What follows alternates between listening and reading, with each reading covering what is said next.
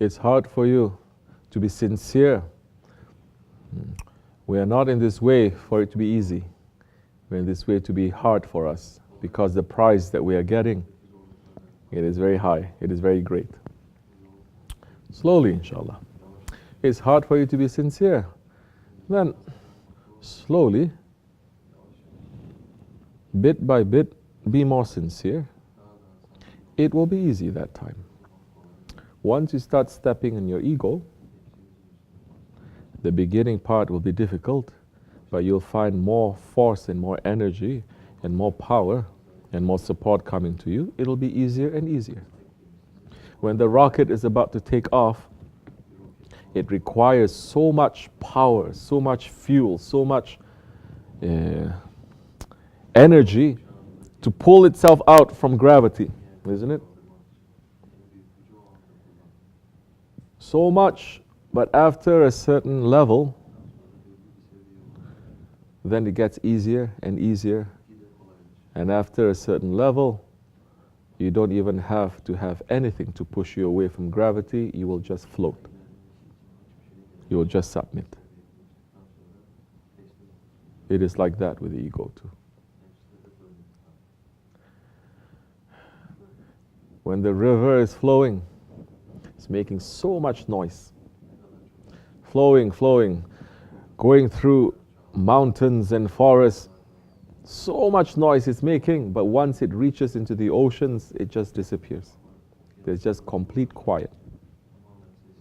In the beginning, it is going to be hard. This world is hard. But later, help will come to you. Because once you start doing things for the sake of Allah and not for the sake of the ego, Allah and His Prophet will help. Inshallah Rahman. And that time, you'll be able to come closer to your Lord through an understanding of yourself. Holy Prophet saying, he who knows himself knows his Lord. So the key to knowing your Lord too, it is to know yourself. To know yourself, you have to find a master, a shaykh, that is going to hold a mirror to you and to show you yourself. Then he will hold a mirror to let you see what is the reflection of the Holy Prophet ﷺ then, and to make the reflection of the Prophet to be on you. So, inshallah, may it be easy for you. May all of us, you and me, become more sincere. Very important, sincerity. Don't fool yourself. Don't trick yourself. You don't have to admit anything to no one, but sit down and admit it to yourself. Admit it to your Lord. This is the way that you become very honest and very sincere. Why? Everyone's asking questions why outside. You never ask why inside, to yourself. Why did I get up this morning?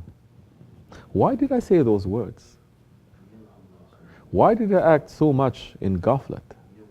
What is the reason? Once you start questioning yourself and really digging deep to find the answers, that's the time you're going to improve. Not to try for someone to give you an answer. Person is arrogant. Sit down and ask yourself, why am I this way? Oh, it's because of this, because of that. The more excuses you come up with, the more you're not going to be helping or curing yourself. Until you sit down and you discover I'm arrogant.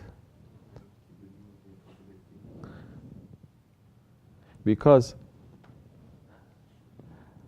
I look at myself very low. And I'm arrogant because I don't like it that I am such a small creature. So I must make myself to be big to make others to feel small. You're stubborn. Oh, it's because of this, because of that. First admit, I'm stubborn. Why are you stubborn? What is the reason? Why are you behaving this way?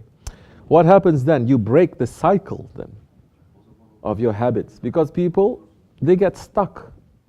Something happens to them and they say, because this happened to me now, I cannot get out. from this situation now. It is not true. You still have the breath coming. There is still the potential for change for the better, not for the worse. If you want to change.